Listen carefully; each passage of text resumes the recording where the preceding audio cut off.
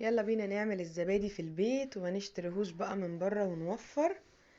عملت من كيلو لبن بلدي وكوباية زبادي جهينة. ممكن تختاري اي نوع يعني زبادي انتي بتفضليه، المراعي، جهينة، اي نوع، ممكن نوع بلدي، اي نوع تقدري تعملي بيه. حتى لو زبادي بلدي، جبت كيلو لبن غليته كده وسبته بقى لحد ما يبرد خالص ويبقى عامل زي دمعة العين كده، وجبت علبة زبادي.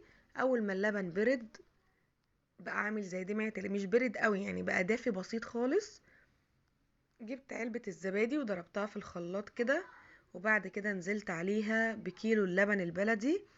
شرط اساسي يكون لبن بلدي، علشان لبن المعلب ما بيبقاش كويس خالص، ما بيديكيش النتيجة اللي انت عايزاها.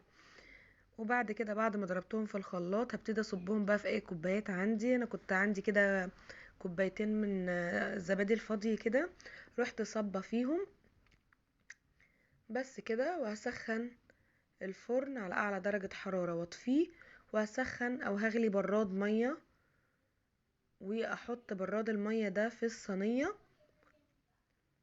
وخدي بقى احلى نتيجة زبادي بعد 4 6 ساعات بالكتير قوي هيتعمل الزبادي، وبعد كده تحطيه في التلاجة ويتاكل ساقع. بصوا بقى الزبادي عامل ازاي. هنزل بقى بالمية المغلية في الصينية بالشكل ده،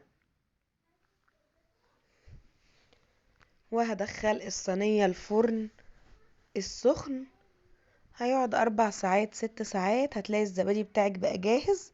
وهتوفري من كيلو لبن عملت الكمية دي، مش فاكرة والله كانوا كام واحدة، بس تقريبا كانوا 8.